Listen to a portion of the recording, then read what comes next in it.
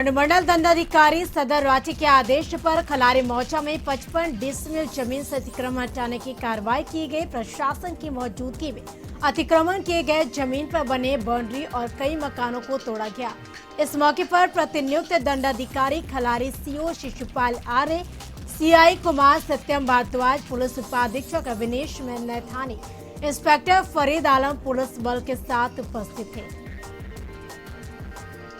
सरायकेला जिला के गम्हरिया थाना परिसर में दुर्गा पूजा को लेकर गम्हरिया के प्रखंड पदाधिकारी मारुति मिंज की अध्यक्षता में शांति समिति की बैठक हुई। इस बैठक में गम्हरिया थाना प्रभारी के अलावे पूजा कमेटी के संचालक, शांति समिति के सदस्य और कई जनप्रतिनिधि मिलाकर कुल 41 लोग उपस्थित हुए। इस बैठक में शांतिपूर्ण तरीके से भाईचारा के साथ सरकार द्वारा जारी कोविड-19 के दिशा निर्देश का पालन करते हुए दुर्गा पूजा संपन्न कराए जाने को लेकर विस्तार से चर्चा हुई।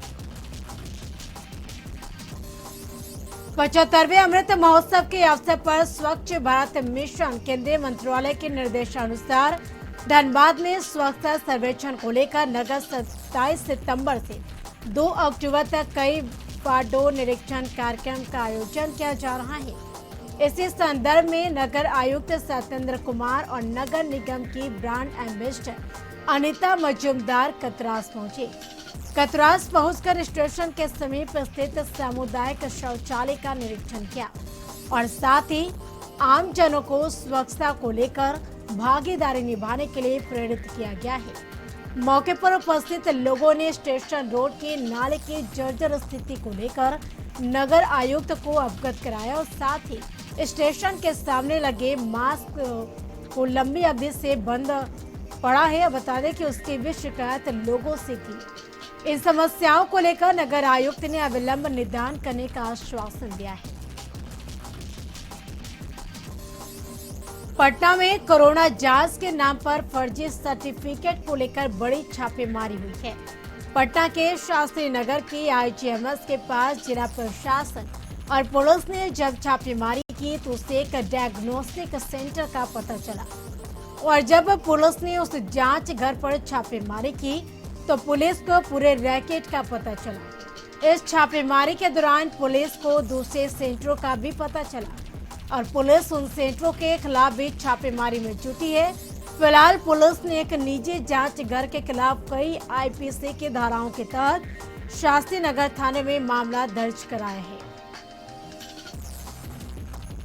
पटना के ज्वेलरी हाउस में पहुंचती कीमती ज्वेलरी देखने के बहाने लाखों की ज्वेलरी पलक झपकते ही आंख के सामने उड़ा लेती है। एसके पुरी थाना क्षेत्र के एक निजी ज्वेलरी हाउस में महिला हार खरीदने के लिए पहुंची। उसने कई हार को देखा, लेकिन इसी दौरान एक हार उसने किस तरीके से गायब किया, किसके साथ ईराना अंदाज को दुकानदार भी नहीं समझ सका। लेकिन जब हार की काउंटिंग की गई तो पता चला कि महिला ने काफी शातिर तरीके से जो हार आ गया कि उसकी तीसरी आंख यानी सीसीटीवी में पकड़ लिया। और आप भी जरा गौर से देखिए कि ये कितने शातिराना अंदाज में हार को महिला ने गायब कर दिया। और उस महिला के बारे में यह भी बातें सामने आ रही है कि पूर्व में भी कई ज्वेलरी हाउस से कीमती ज्वेलरी गायब कर चुकी है।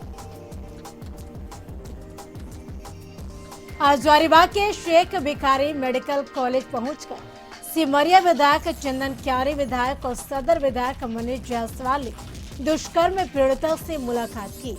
मुलाकात के बाद बाहर निकले विधायकों ने इस मुद्दे को लेकर सरकार को जमकर घेरा और पीड़िता को 25 लाख मुआवजा देने की मांग की है। 5 करोड़ 36 लाख 96 हजार की धोखाधड़ी के आरोप में कोलकाता के व्यवसायी हेमंत गोयल और उनके पिता अनिल गोयल के खिलाफ दर्ज एफआईआर रद्द करने से झारखंड हाई कोर्ट ने इनकार कर दिया है।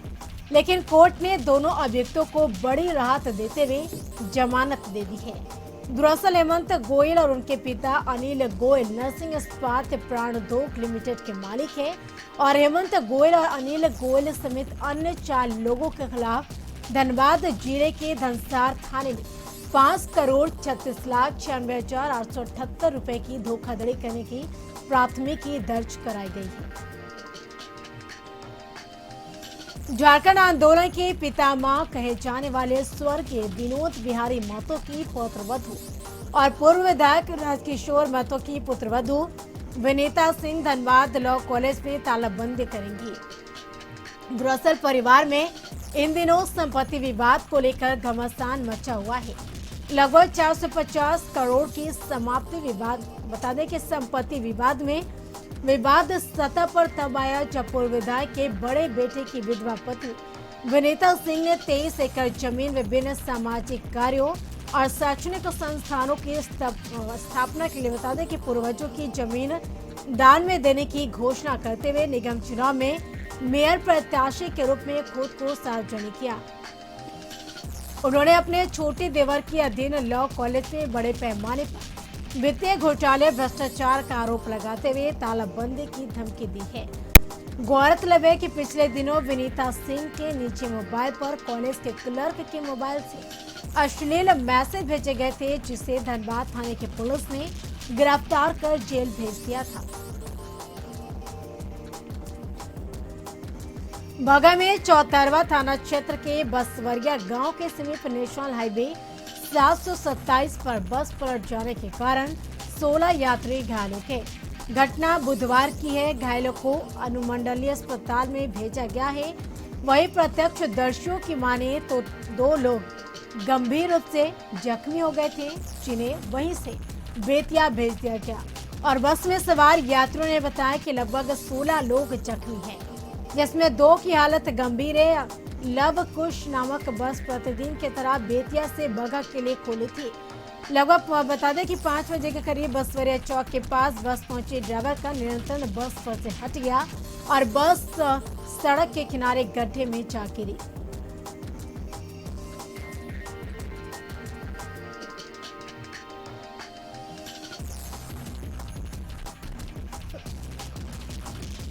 राष्ट्रीय जनता दल के द्वारा राष्ट्रीय जनता दल कार्यालय के पास कई पोस्टर लगाए गए हैं, जिसमें किसानों के हालात का विवरण फोटो के साथ बताया गया है और उसमें सबसे ऊपर नीतीश कुमार और नरेंद्र मोदी का फोटो है, हंसते हुए दिखाया गया है और तंज कसा गया है कि किसानों की हालत पर अति प्रसन्न है। दोनों नीचे एक तरफ बैलों की जुताई हो रही है तो दूसरी तरफ देखा गया है कि खेतों में ऐसे होगी बाप बेटी की जुताई। काला कृषि कानून लागू हो जाने के बाद किसानों के फोटो के साथ यह कहा गया है कि हम सब के लिए बेहतर सरकार कब आएगी। रांची के काके थाना क्षेत्र में अपराधियों ने फायरिंग की वारदात को अंजाम दिया। हालांकि इस फायरिंग की वारदात में अपराधियों का निशाना चूक गया और गोली बॉडीगार्ड को लग गई, जिसके बाद घायल बॉडीगार्ड को रिम्स से भेजा गया। जानकारी के अनुसार अपराधी बोलेरो में सवार होकर कागे के बोड़िया इलाके पहुंचे और बबलू सागर मुंडा पर निशाना साधकर फायरिंग की और इस गोलीबारी में बबलू बाल बाल बच गया, लेकिन गोली उनके बॉडीगार्ड को लग गई। बताया जा रहा है कि बबलू मुंडा प्रेम सागर मुंडा का भाई है। प्रेम सागर मुंडा की कुछ साल पहले रांची के मोराबादी में अपराधियों ने गोली मारकर हत्या कर दी थी। वही मामले में आज तक पुलिस के हाथ खाली हैं, जिसके बाद अपराधियों ने आज बबलू मुंडा की हत्या करने के लिए गोली चलाई थी, लेकिन गोली बबलू मुंडा के पास खड़े अजय को लग गई। पालीगंज जलपुरा गांव के मतदान केंद्र संख्या 1, 2, 3 की तस्वीरें लंबी लंबी कतारें में लगी महिलाएं देखी गई। निराजली जीवितियां पर्व होने के बावजूद लोगों में उत्साह देखा गया। हालांकि शांतिपूर्ण मतदान हुआ। पटना सिटी में बाईपास थाना इलाके के फोर्ट हॉस्पिटल में इलाजरत मरीज की मौत पर परिजनों ने जमकर तोड़फोड़ की। सूचना पर बाईपास थाना पुलिस कई थानों के साथ मौके पर पहुंची और हंगामे को शांत करा। परिजनों का आरोप है कि इलाज में लापरवाही के कारण रोहतास से आए मरीज की मौत हो गई। वहीं बता दें कि जानकारी मिली कि मृत मरीज को जिंदा बताकर पैसे लिया जा रहा था और अस्पताल में इससे पहले भी कई बार हंगामा हुआ और मामला दर्ज भी हुआ, लेकिन कार्रवाई नहीं हुई। वहीं बताते चले कि इस मामले में जानकारी मिली कि हॉस्पिटल किसी बिल्डर का है।